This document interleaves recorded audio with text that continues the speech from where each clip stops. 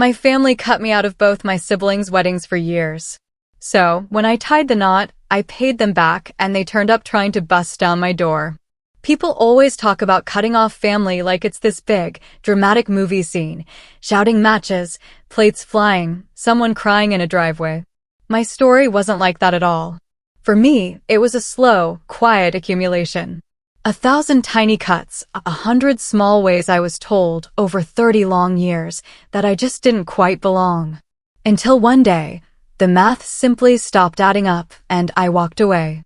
My name is Erin and I'm 31. I've been married for just over a year to the most incredible person I've ever met.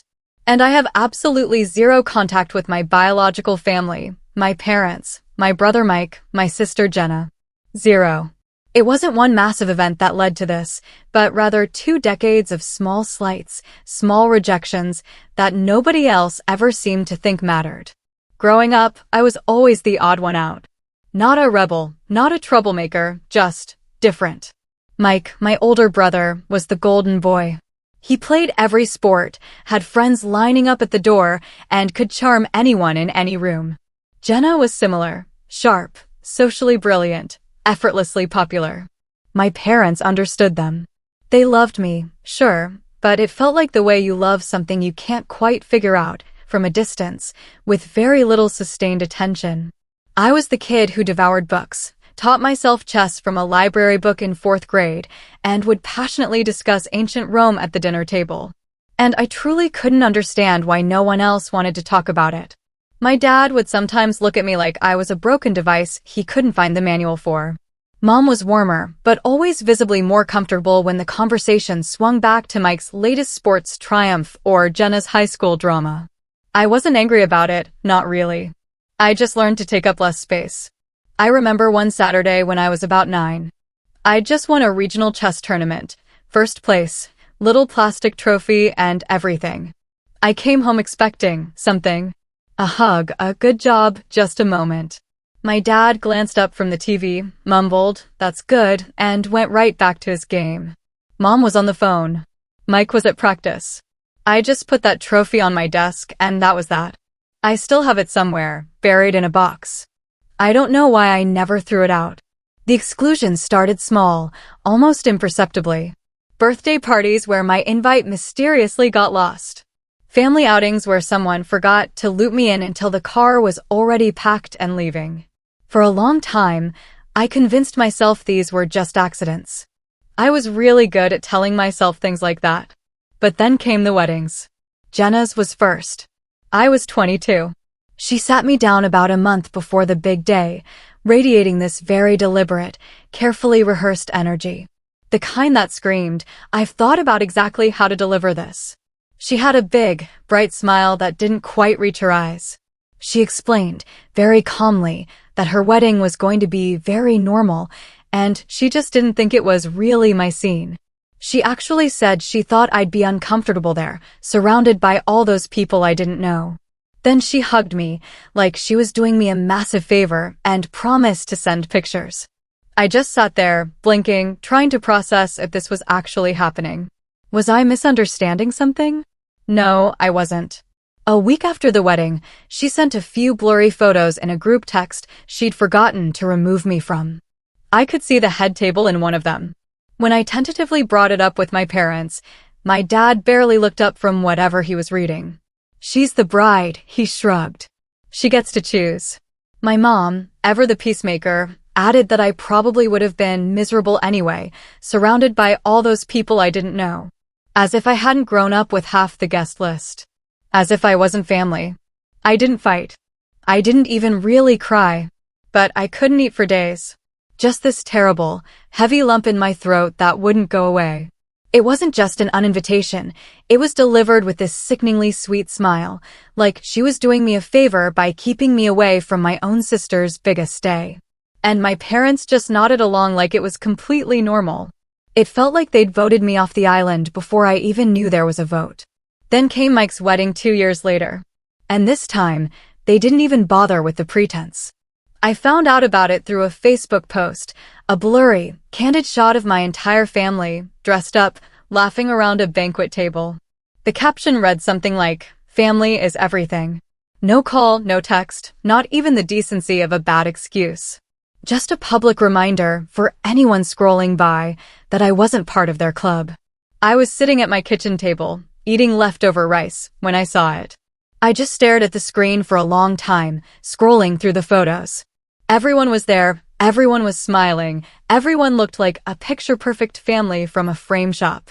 And the only thing I kept thinking was how incredibly easy it would have been to just send me a text. That's all it would have taken. One simple text. But nothing came. I closed the app, finished my dinner, and went to bed. Honestly, I should have been done right then. Most people would have been.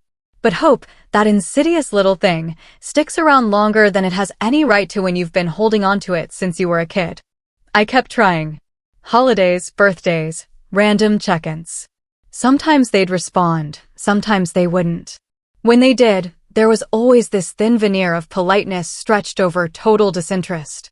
They'd ask about work in a tone that made it clear they were just filling the silence, or comment on how quiet my life seemed, as if that were some kind of profound character flaw. There was one Thanksgiving somewhere in the middle of all this, maybe 4 years after Mike's wedding, where I actually drove 2 hours to be there. It was the first time I'd been at the full family table in a while. Mom had done her whole spread, turkey, all the trimmings. And for the first 20 minutes, I let myself believe, just for a second, that maybe things were different. Then I watched. I watched the conversation naturally organize itself around Mike and Jenna, their jobs, their lives, their stories. I sat at the end of the table, ate my turkey, answered the 2 questions directed my way, and drove home in the dark, feeling utterly stupid for having thought this time would be any different. I didn't go back for 2 more years after that. Every visit felt like being a guest at a party you weren't actually invited to, technically present, but not really there. The housewarming was what finally broke me. Mike had bought a new place maybe a year before my own wedding, and he threw a party. And in what I can only describe as a moment of supreme, delusional optimism, I decided to go. I drove an hour each way, brought a thoughtful gift card, wore a decent shirt. I told myself, this is the time things will be different. I'd told myself that many times before. At some point, that stops being optimism and starts being a desperate delusion. Mike opened the door, and he looked genuinely surprised. Not happy, not even annoyed, just surprised, like the possibility of me showing up hadn't even occurred to him. He took the gift card like he wasn't sure what to do with it, mumbled something about how Mom had mentioned I probably wouldn't show, and waved me in. The house was packed, neighbors, cousins, people from my childhood neighborhood. Music was playing, food was out, easy laughter everywhere.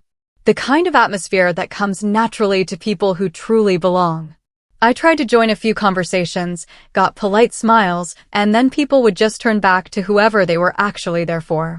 Eventually, I ended up near the back of the yard, standing by myself with a soda, watching a group of people I'd known my entire life having a great time, a time that definitively did not include me.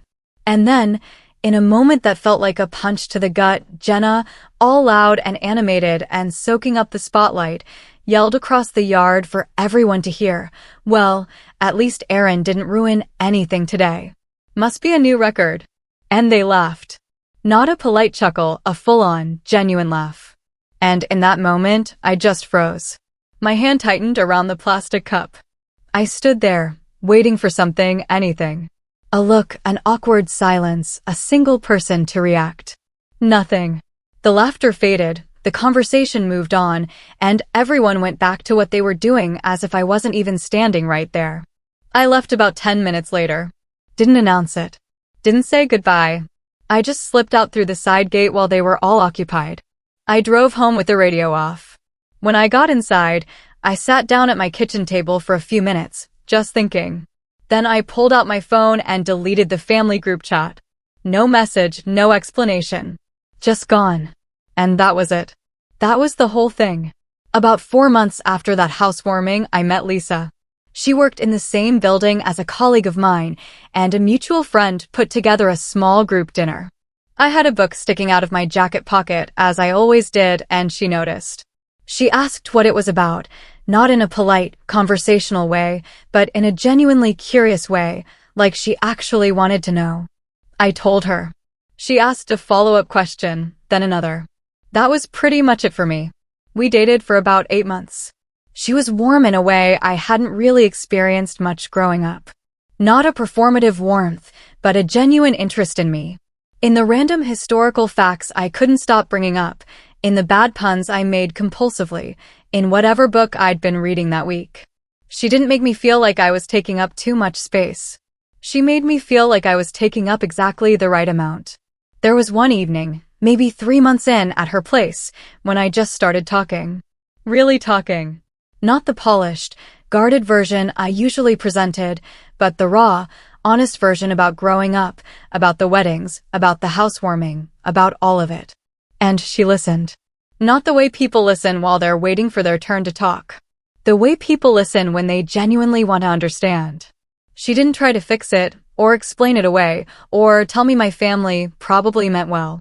She just said, "That's a lot to carry," and meant it. I don't know if she knew what that did for me, but she probably did. I proposed over dinner at a restaurant she'd mentioned once, just in passing, for months earlier. She cried a little when she realized I'd been holding on to that detail, which honestly was the part that got me, because I'd been holding it together fine up until that moment. She said yes before I'd even finished the sentence. We started planning almost immediately. Both of us wanted something small, intimate, close friends, chosen people, nothing performative. A couple dozen guests, tops. Just the people who had actually shown up for us. One evening, we were going through the guest list at the kitchen table, takeout containers pushed to the side, and Lisa paused. She looked at me and asked about my family, whether I wanted to invite them. I sat with that for a while. I really thought about it. I thought about how weddings are supposed to be these big milestone moments where people set things aside. How maybe this could be the kind of thing that would change the dynamic. How maybe they'd show up different if I just gave them one more chance. And then I thought about Jenna's face when she told me her wedding wasn't my scene. I thought about that Facebook post from Mike's wedding, his surprised expression at the housewarming. 20+ years of being the punchline or the afterthought. I thought about all of it. And I said no. My voice was steady when I said it. No qualification, no hedging. Just no. Lisa nodded. She said she wanted the day to be about the people who actually showed up for us, not about managing everyone else's feelings. We moved on to centerpieces. Word got out anyway. Small towns always have loud mouths, and I've never figured out how to change that. About a week after the invitations went out, my phone buzzed with a text from my mom. Not congratulations, not "we heard you're getting married, that's wonderful." Just, "heard you're getting married. When are we getting our invites?" It was an assumption, not even phrased as a question. Just a flat expectation that they'd be included, no matter how they'd treated me for the last decade. I stared at the message for probably 2 full minutes. Then I typed back, "There's no invitation." That was all it took. Within the hour, the family group chat I'd deleted months ago somehow reconstituted itself on my phone, fully loaded. Mom, Dad, Mike, Jenna, all at once, all overlapping. Guilt trips, accusations, a revolving door of "how could you," and "after everything we've done." Jenna posted a vague status on Facebook within the day. Funny how some people forget where they come from. Hope they enjoy their little party without real family. Mike texted me directly to say I was being immature and pathetic. Dad left a voicemail that was mostly heavy sighing and gruff lines about ingratitude. I read most of them. Put my phone face down. And helped Lisa pick out centerpieces. The day of the wedding was, this is going to sound corny, but it was genuinely perfect. We'd rented a renovated farmhouse event space outside of town, one of those places with exposed beams and string lights and an outdoor ceremony area with a view of open fields. 41 people were there. Every single one of them had chosen to be there, which sounds like a small thing until you've spent your whole life being in rooms full of people who didn't choose you. Lisa's dad walked her down the aisle, looking like he was barely keeping it together, which made Lisa laugh a little, which made me laugh, which made the photographer visibly thrilled. Lisa walked down the aisle in this dress she'd picked out with her mom and her best friend, smiling that full-face smile she has, where you see it in her eyes before you even see her mouth. I was already a mess by the time she reached me. She found that hilarious, whispered, "You're crying already," just before we started the vows, which only made it worse. Worth it. We said our vows. We danced. Our buddy Greg gave a toast that was embarrassingly sincere and made at least 6 people cry. I'm not going to pretend I wasn't one of them. The cake was slightly lopsided because the baker we'd booked had a last-minute family emergency and their cousin filled in. The playlist glitched twice. One of the neighbor kids who'd come as someone's +1 definitely spilled something on the dance floor. It was entirely perfect. Somewhere around the middle of the reception, I slipped away from the dance floor for a few minutes and stood at the edge of the field, watching everything. Watching my people. Laughing, dancing, talking loudly over each other, being there not because they had to, but because they wanted to. I thought about how much energy I'd spent over the years trying to earn a seat at a table I'd been born at. And I thought about how none of these people in that field had ever made me feel like I needed to earn anything. The real surprise came right after the ceremony. My old neighbor, Mr. Halverson, pulled me aside. He was in his mid-70s, wiry, the kind of man who always looks like he's 3 steps ahead and enormously pleased about it. He had this grin on his face like he'd been sitting on something all night. He said, "Aaron, you're going to want to see this," and pulled out his phone. He showed me what was happening on Facebook in real time. A series of posts. Jenna, then Mike, then Mom. Status after status about how selfish I was, how family means forgiveness, how blood is blood, how I'd chosen some party over my real people. They were posting this while I was getting married, while Lisa was laughing with her bridesmaids, while our guests were dancing. Jenna's post read, "Can't believe my own brother would do this after everything our family has done for him. Some people just don't understand what family means." And below it, a stranger had already commented, "Didn't you leave him out of your wedding though?" No reply from Jenna, just defensive likes from her friends. Mike's was something like, "Guess Aaron forgot who helped raise him. Maybe he'll remember someday when he's all alone." And another comment, "You didn't invite him to yours either." Sounds like karma. My mom's was a blurry old family photo from years back with the caption, "Some people forget who loved them first." I stood there, reading all of it, while Mr. Halverson barely contained himself next to me. And I felt nothing. Not angry, not sad, just this very clear, quiet understanding that these people had missed every version of me that mattered. Not just the wedding, but all of it. Lisa appeared beside me and slipped her hand into mine. I looked at her, looked at the 41 people behind her who were there because they wanted to be. And I thought, yeah, this is it. This is exactly it. The morning after our wedding, I woke up to my phone buzzing off the nightstand. Missed calls, voicemails, texts, dozens of them. For about 2 seconds, half asleep, I thought maybe someone had something genuine to say, that maybe some version of "I'm sorry" existed somewhere in that stack of notifications. They did not. My mom's voicemail, her voice tight and controlled in that specific register she used when she was most furious. "Aaron, you need to call me back. I don't know what you think you're doing, but you're going to regret this. No one will ever love you the way we do." Jenna's, "Congrats on your sad little party. Hope it was worth it." Mike's was just a long exhale, followed by, "You'll come crawling back. You always do." I sat on the edge of the bed and listened to them, one after another, while Lisa slept. And the strange thing was, none of it landed. Not even a little. It all sounded like noise from a long way away. I blocked every number, deleted every message, put the phone down and went and made coffee. Then it was a Wednesday or maybe a Thursday, a midweek day, it doesn't really matter. There was a knock at the door. Not a regular knock. The kind that communicates from the first second that whoever is on the other side doesn't particularly believe in the concept of no. Lisa froze in the kitchen, spatula in the air. I crossed to the door and looked through the peephole. All 4 of them. Mom with a casserole dish held in front of her like some kind of offering. Dad just behind her, jaw set, arms crossed. Jenna with sunglasses on, shielding herself from whatever she expected to happen. Mike on his phone, scrolling, barely bothering to appear invested. I didn't open the door. I cracked the window. My mom's voice came through, sweet and slightly too loud. That performance of warmth she deployed when she was actually seething underneath it. "Hi, sweetheart. We thought we'd come by just to talk as a family." I said calmly, "No thanks. We're busy." There was a pause. Dad stepped forward. "Erin, enough of this. We're not leaving until you come out here and talk to us."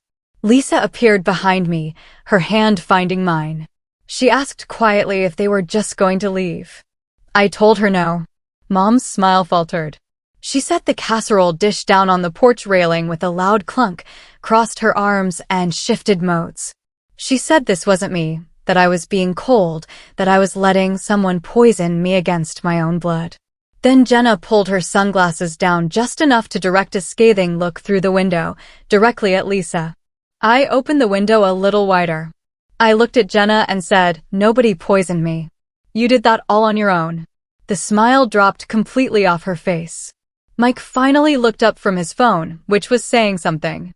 He told me to grow up, said I was throwing away my real family over some hurt feelings. Lisa tightened her grip on my hand. I kept my voice even and said exactly what I needed to say. That they hadn't wanted me at the weddings, hadn't wanted me at the holidays, hadn't wanted me around when it actually mattered. So, they didn't get to show up at my door when it was convenient for them. They made their choice. A long time ago. I'd made mine. Mom said I'd regret it. I told her I already had everything I needed, and I closed the window. For a moment, there was stunned silence outside. Then the banging started. Fists against the door, voices raised. Something cracked against the frame. I don't know if they tried the handle or what, but it wasn't just knocking anymore. It was pure force. Lisa stepped back, pulling me with her toward the kitchen. She asked if we should call the police. I said, yes, definitely yes. She grabbed her phone and got behind the counter. I stayed where I was, between her and the door, while Mike's voice came through clear from outside, shouting that I'd end up alone, that nobody else would put up with me once Lisa figured out what I actually was. Mom cycled through her repertoire. Dad went deep and loud the way he used to when he wanted a room to go still. I didn't say anything back, just stood there, breathing slow. And then, the most satisfying sound I've ever heard in my life, sirens. The banging stopped immediately. I crossed to the window and watched as Mom snatched the casserole off the railing like she could somehow salvage the scene if she was just holding it again. Dad told Mike and Jenna to act normal. They tried to look like they'd just been standing there having a casual conversation on someone's porch. 2 officers pulled up. I stepped outside with my hands visible. Lisa came out a minute later and stood next to me, solid and calm. Mom rushed forward before anyone could say a word and launched into her version, that I was their son, that I'd been brainwashed, that they were just trying to talk. All of it delivered with the trembling voice she used when she wanted to look like the victim. Dad leaned in with the "we have a right to see him" angle. One of the officers explained, with the patience of someone who'd had this exact conversation 50 times before, that I was an adult. They had no legal right to enter without permission, and if they continued, they could be charged.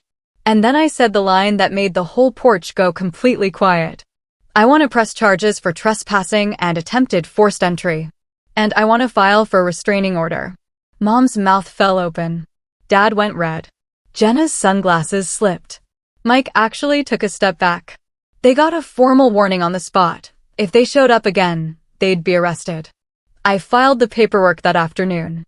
The door officially slammed shut. The silence afterward was genuinely strange. After weeks of constant noise, calls at midnight, texts at all hours, the Facebook campaigns, it just stopped. Like someone cut the power. No more guilt trips, no more voicemails, no more passive-aggressive captions on old photos. Just nothing. I won't pretend that nothing didn't leave some kind of hollow space. It did. Holidays were hard for a while. Seeing other families, easy and comfortable together in a way that came naturally to them, knowing I'd never really had that version of things. There was a quiet ache that showed up sometimes when everything else went still. I'd been chasing something for 30 years, and I'd finally stopped chasing. And there's a specific kind of sadness that comes with that, even when stopping was absolutely the right call. but it filled in, slowly, with better things. Lisa's parents took me in without making it a thing. They called me their second son, remembered what I'd mentioned wanting for my birthday 3 weeks before my birthday. The kind of people who just genuinely welcomed me, no performance required. I had dinner at their place one Sunday in the first few months after the restraining order. Just a regular family Sunday dinner. Nothing special on the calendar. And her dad asked me something about a project I'd mentioned at the last visit, and I realized he'd been paying attention, storing it, bringing it back up because he actually cared. I didn't say anything about how that landed, but it landed.